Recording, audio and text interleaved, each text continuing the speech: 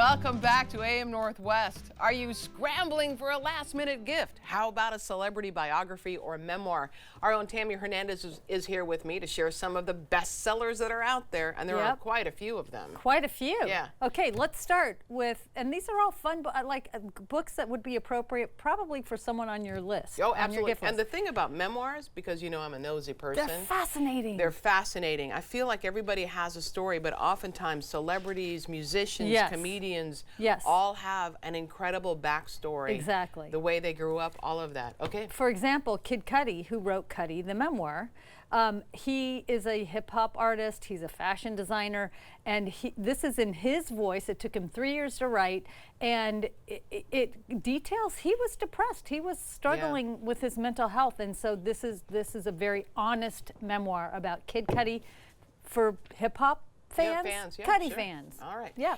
John Candy, A Life in Comedy. If you didn't love John Candy before, you're going to love him even more. And who didn't love Planes, Trains, and Automobiles? Who didn't love that? Exactly. It's written by Paul Myers, interestingly, brother of Mike Myers, comedian Mike Myers. Yeah. And what you find out, one of the things I love finding out about John Candy, again, this book is incredible, I think, is that as a child, his father died when he was just 35 of a heart attack. That was one of the biggest down times in his life, and he did not want to be his dad. He wanted to make sure that he lived a good life. He saw his family. He treasured, John Candy treasured his kids and his wife, and then unfortunately he succumbed to the same, heart ailment as his dad, but at a little later date.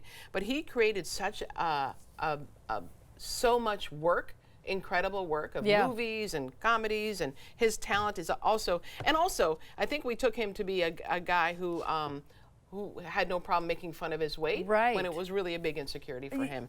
John Candy, A Life in Comedy. You never know what's going through someone's mind, right? Yep. Okay, now this could be controversial, but this is Yoko, a biography by David Sheff. This book was 50 years in the making. He actually interviewed Yoko and John almost 50 years ago, a few months before John was murdered. Wow.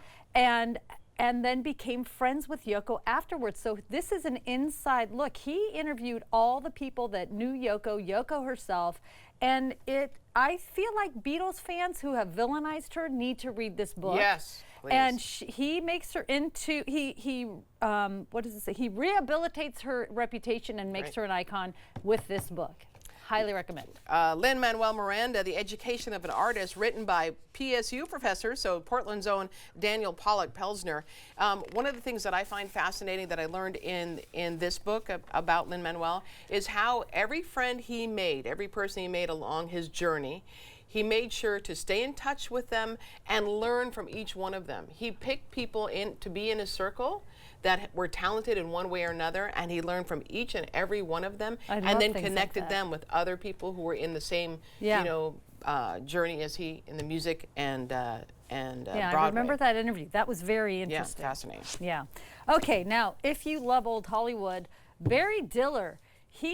This is a candid memoir that covers his professional journey from the William Morris mailroom to becoming a media mogul. He created the ABC Movie of the Week way back. He spent time at Paramount. He launched Fox TV. And it also delves into his personal life, which is fascinating, including his struggles, his marriage to Diane von Furstenberg, who created the wrap dress, and his sexuality. There's talk about it, and he's very honest in this book. I highly recommend it. Okay, and Bruce Lee, Bruce Lee and the Making of Asian America by Jeff Chang. Jeff Chang is a Seattle author, and as you know, growing up in Seattle, and for me, Bruce Lee was like a big hero. All my friends and I went to all the Bruce Lee movies, so that was really fun at the time. You find out more about Bruce Lee and his life and how he was this huge icon in Hong Kong, came to the States even though he was born in the States, then went to Hong Kong, became a huge star, then came back, and all that he went through, all that his wife went through. It is fascinating, and I think you're really going to like it. You learn a lot too about Asian Americans and their history in the States and what he did for them. Right. So, the author of that was so interesting too. Yeah, Jeff Chang was great. That was a good Bruce segment. Lee and the Making of Asian America. Yeah. Okay. Oh, talk about old Hollywood. I mean, Barry Diller doesn't quite go back quite as far because he's only 83. Joan Crawford.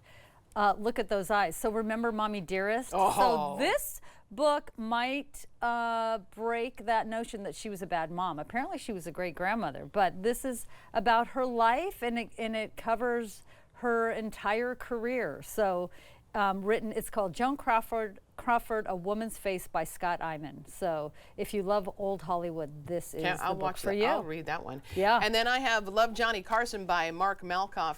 Mark Malkoff is a huge Johnny Carson fan. You will find out everything you ever thought you didn't know about Johnny Carson, about his feuds, about his life, about his alcoholism, possibly, his wives, all of that.